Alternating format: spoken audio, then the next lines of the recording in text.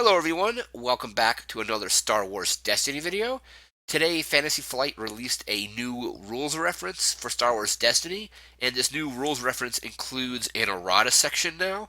So there's been two cards that have had errata made for them. The first being Hyperspace Jump, and the second being Rim Smuggler. So we're going to take a look at these new cards, or the new wording on these cards. So first up, we're going to look at Hyperspace Jump. So Hyperspace Jump, still 3 resources. End the action phase, you may switch the battlefield with the battlefield that is not being used. Set this card aside instead of discarding it. So this essentially will somewhat break Hyperloop. So you're not going to constantly be able to play Hyperspace Jump from your discard pile anymore. So what's going to happen is you're going to pay 3 resources, play Hyperspace Jump, or 2 resources if you're using Jin or something like that, or some way to make the cost lower. Anyway, you're going to pay whatever resource cost is associated with Hyperspace Jump, play it, end the action phase, and switch the battlefield. The set aside zone is a new area that they're creating for the game, which is essentially, in Magic the Gathering terms, it's an exile zone.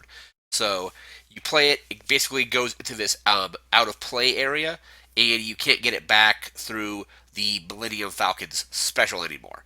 You can still use the Millennium Falcon to play a copy from your hand for free, but you're not going to be able to claim the Emperor's Throne Room, flip the Falcon to its special, and play Hyperspace Jump from your discard pile.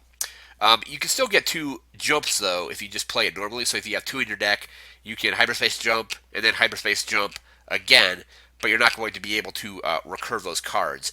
And I think what they did is they really took a look at cards like the article states mentions Maz Kanata and Planetary Uprising in being key parts of this combo, or cards that actually make this combo or this deck even more punishing. So Hyperloop was always pretty bad, like bad to play against it, because they roll out the Falcon, you roll out your dice, Hyperspace Jump ends the round, and generally it rounds will go to time, to where if they have more damage dealt to your characters, they'll just continue Hyperspace Jumping until the round is over, because it'll go to time, and then they'll compare damage, and they'll win. They'll win based on damage.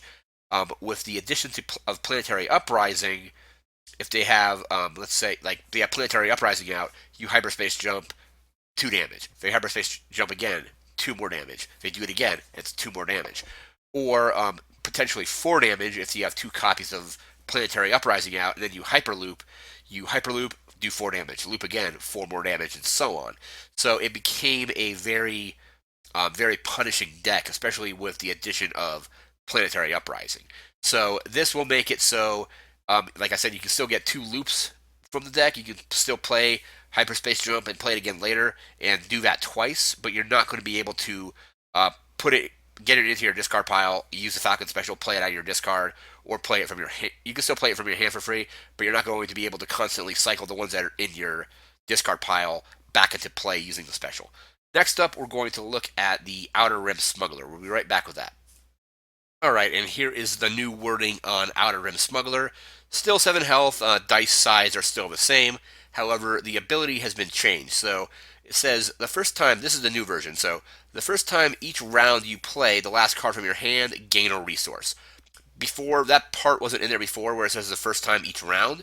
So what people were worried about was if you were running 2 Return of the Jedi. So you have a Return of the Jedi in your discard pile and a Return of the Jedi in your hand. Return of the Jedi, 1 resource, play it, you get to return a blue event from your discard pile to your hand. So what would happen was they had Return of the Jedi being the last card in their hand. They would pay a resource, play Return of the Jedi, and since you played the last card in your hand, you would get a resource. You would then, and generally if you would do this after your opponent's pass, so you could just continually do this. But you play Return of the Jedi, pay the resource, get a resource for playing the last card in your hand, get back the other Return of the Jedi that was already in your discard pile, use the resource that you just generated from playing the last card in your hand to play Return of the Jedi again, being the last card in your hand, getting another resource, and you would just do that infinitely. So people were kind of worried that in tournaments, if you were leading in damage, because damage is the first tiebreaker, whoever has dealt the most damage when a round goes to time is determined to be the winner. Then if damage is tied, it goes to like cards left in hand in your deck and so on. But if they were leading in damage dealt, they would play Return of the Jedi and just for the remainder potentially for the remainder of the round just cycle Return of the Jedi for how much time was left in the round. They would just cycle Return of the Jedi, get a resource, use that resource, play Return of the Jedi, get another resource, play Return of the Jedi, get another resource, play Return of the Jedi. So they would just do that. So their opponents wouldn't be able to get any more damage on them, and they would just basically kind of like run down the clock with this combo. So it's been eroded to where you only get this once per round. You play the last card in your hand. If you haven't done it yet in any round, you get a resource, and that's it. You're not going to be able to constantly just cycle in, especially cards like Return of the Jedi. You're not going to be able to play it, get a resource, play it, get a resource, play it, get a resource. So those are the two erratas that have been added in so far. I'm not sure if they're going to be adding anything else in. If they do, I'll be sure to cover it here on this channel. And that's going to do it for today's video. Remember to like, comment, share, and subscribe. We'll be back again with another Star Wars Destiny video.